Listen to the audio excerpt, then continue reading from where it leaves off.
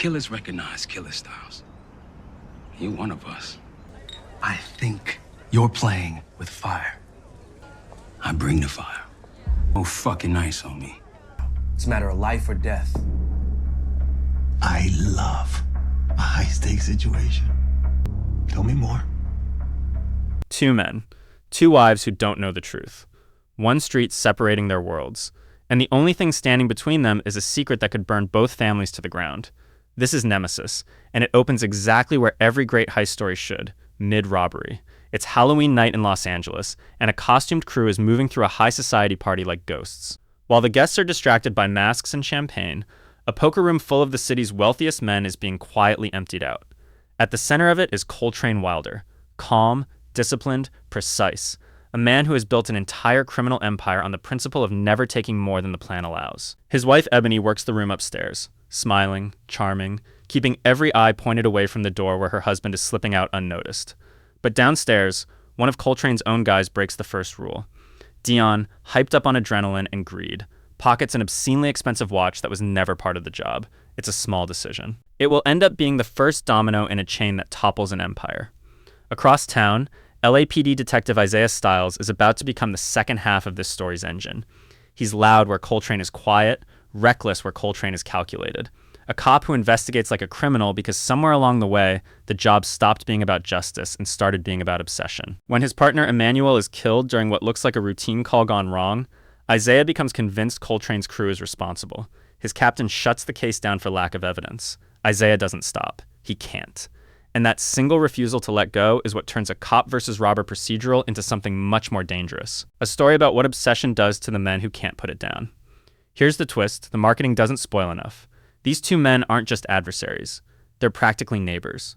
Baldwin Hills and View Park sit on the same hill in Los Angeles, separated by a single street. Two successful black families, two beautiful homes, two wives who are about to become each other's closest confidante, with absolutely no idea that their husbands are on a collision course that will destroy everything they've built. To understand why Nemesis works as well as it does, you have to understand what each of these men is protecting and what each of them is running from. Coltrane Wilder isn't a criminal because he loves crime. He's disciplined almost to the point of monastic. 4 jobs a year, no more, no less, meticulously planned, minimal risk, maximum payout. On the surface, he's built a legitimate-looking business empire, Wilder Holdings, that gives him and Ebony the appearance of old money and new success. But underneath the tailored suits and quiet confidence is a man who has been trying to walk away from this life for years. He wants out. He wants a normal life with his wife. The problem is that normal life keeps costing more than he can pay for through normal means. That tension gets a gut punch of urgency early on when Ebony suffers a miscarriage. It nearly breaks both of them. Coltrane, desperate to give her the future he promised. Security, distance from this world, a real chance at starting over, decides he needs one final push, not 4 jobs. One last score, big enough to let him retire the mask for good. It's the oldest trap in the genre, and Nemesis knows it. The one last job is never the last job. On the other side of Stalker Street, Isaiah Stiles is falling apart in slow motion. His marriage to Candace, a therapist who spends her professional life helping other people process trauma while unable to reach her own husband, is fraying under the weight of his obsession. His son Noah is a teenager caught in the crossfire, watching his father disappear into a case that everyone else has told him to drop. And looming over all of it is Amos Stiles, Isaiah's estranged, ex-con father, a man the streets used to call Nightmare. Amos represents everything Isaiah has spent his adult life trying not to become, a black man from this neighborhood who chose the wrong side of the law. Watching Noah gravitate toward his grandfather instead of his increasingly absent father is one of the season's quieter, sadder threads, and it's a fuse that's going to get lit in the worst possible way by the finale. Meanwhile, upstairs on the hill, Ebony and Candace have become genuinely close friends, the kind of friendship built on real conversations, real vulnerability, completely uncontaminated by the war their husbands are fighting a few blocks apart. Neither woman has any idea. That dramatic irony is the engine of the entire season. Every scene where Ebony comforts Candace about her failing marriage, or Candace confides in Ebony about a husband who's never home, is a scene where the audience is sitting on a landmine the characters can't see. The call to action, when it comes, is almost mundane in its cruelty. A string of Coltrane's robberies starts drawing real police attention, and Isaiah, after years of being told to let it go, finally gets the green light from his captain to build a task force. The hunt is officially on. Neither man knows yet how personal it's about to become. The first real crack in Coltrane's careful system comes from Dion. That stolen watch from the Halloween job wasn't just a rule broken, it's a loose thread, and loose threads in this world get people killed. Dion starts making side deals without Coltrane's knowledge, chasing extra money outside the structure that's kept the crew alive for years. It's the classic heist genre warning sign. The moment one member of the crew decides the rules don't apply to him is the moment the whole operation starts to rot from the inside. On Isaiah's side, the task force starts closing in with real, methodical police work. Surveillance, financial trails, pattern analysis on the robberies. He pulls in his partners, Detective Yvette Cruz and Dave Cerullo, and for the first time, the show gives us Isaiah as a genuinely good detective rather than just an obsessed one. He's not wrong about Coltrane. He's just wrong about how far he's willing to go to prove it. The hidden threat surfaces in a devastating way. Dion's side dealing gets him caught up in a sting operation involving an undercover officer, and during a warehouse raid, Isaiah watches Dion die in a hail of gunfire, the crew's hideout smoldering behind him. This is the moment the show stops being a clean, contained game of cat and mouse and starts becoming something bloodier and more personal. Dion's death doesn't just cost Coltrane a crew member, it costs him control.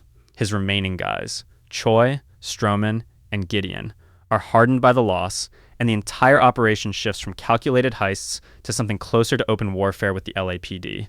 The timer starts here, even if nobody says it out loud. Coltrane needs his last score to happen before either his crew implodes or the police catch up to him. Isaiah needs an arrest before his captain, or his wife, pulls the plug on his crusade entirely.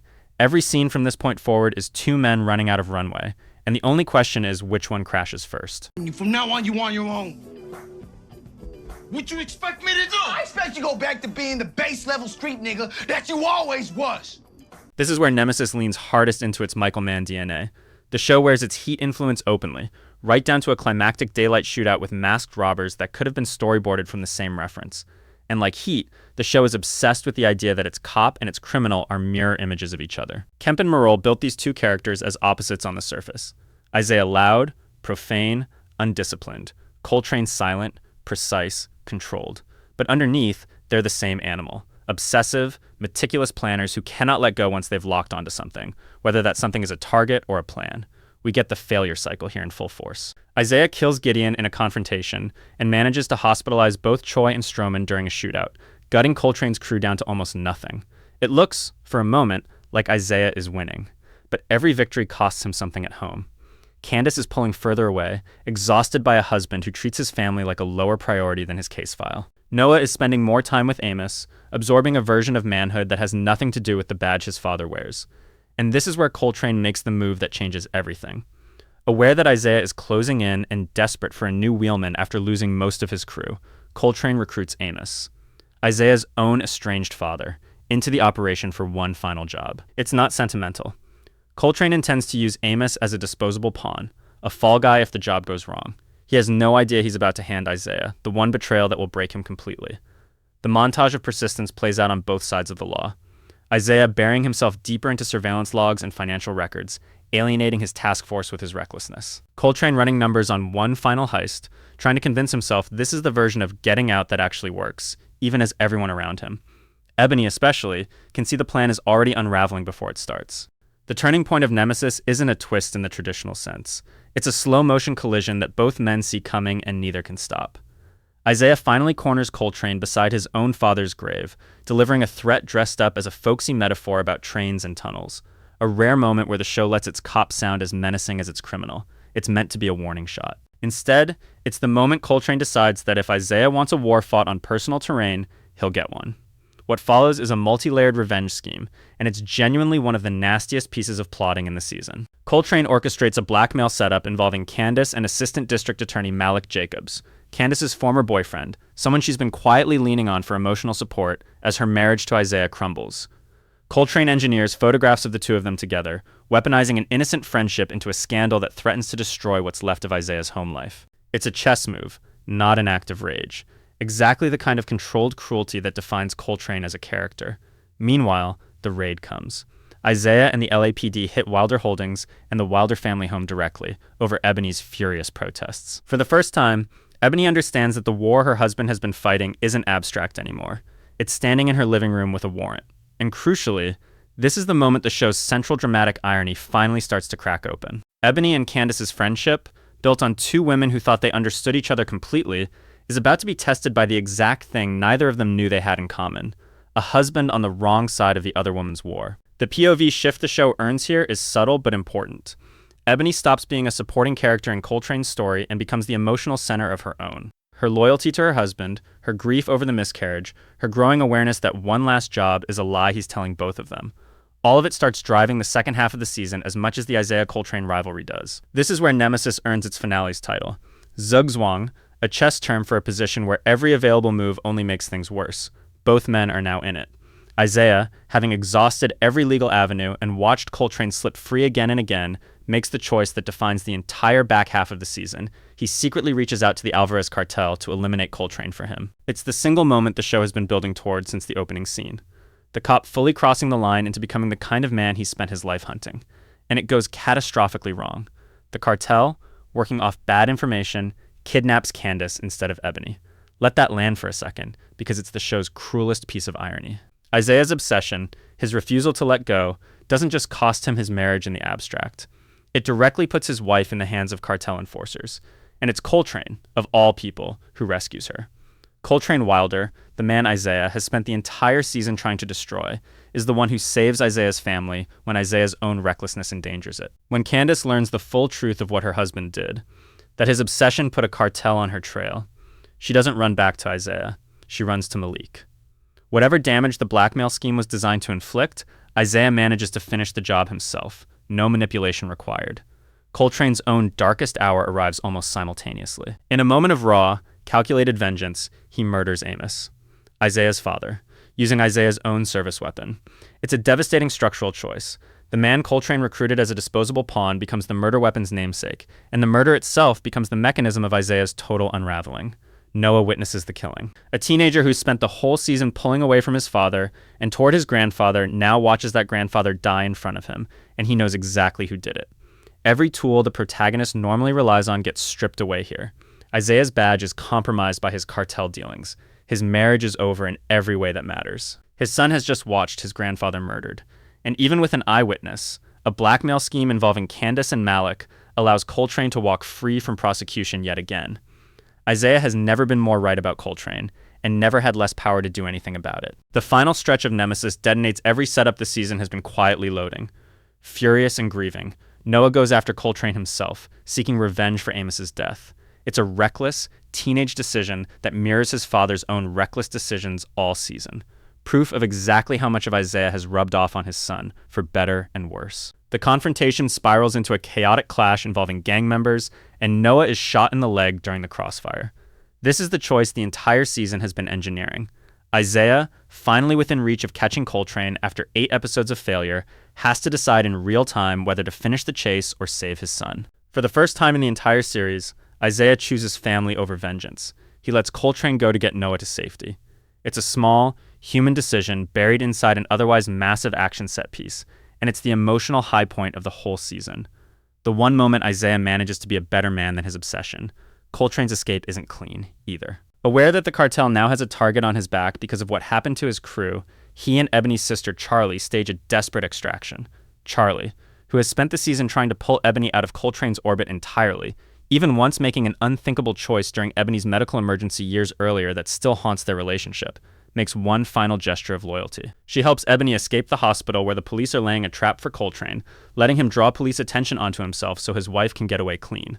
What follows is a high-speed, high-octane chase through the streets of Los Angeles. Cops, cartel, and criminals all converging in the same chaotic space the show has spent all season building toward. It's the Heat homage the series has been telegraphing from episode 1.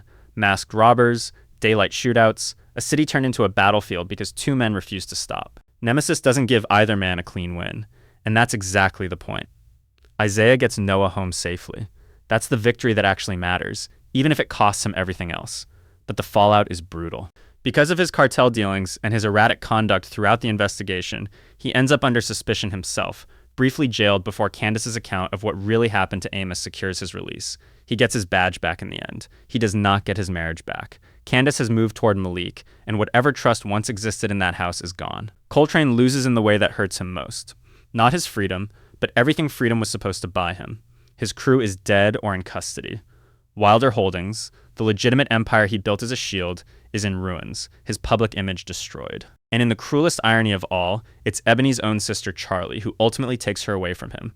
Not out of malice, but because Charlie can no longer watch her sister burn for a man who was always going to choose one more job over walking away. Ebony had her own grudge against Charlie from years earlier, when a medical emergency forced Charlie to choose between Ebony's life and her unborn child's, a decision Ebony never fully forgave. But when everything collapses, Charlie is still the one who shows up. By the finale's last frame, both men are alive. Neither man has won. Coltrane is a fugitive with no empire left to protect. Isaiah has his badge and his son, but not his wife, not his father, and arguably not the version of himself he was before this case began. The show ends with Coltrane reminding Isaiah, in essence, that this isn't over, that Isaiah will never truly win this, because the chase was never really about justice.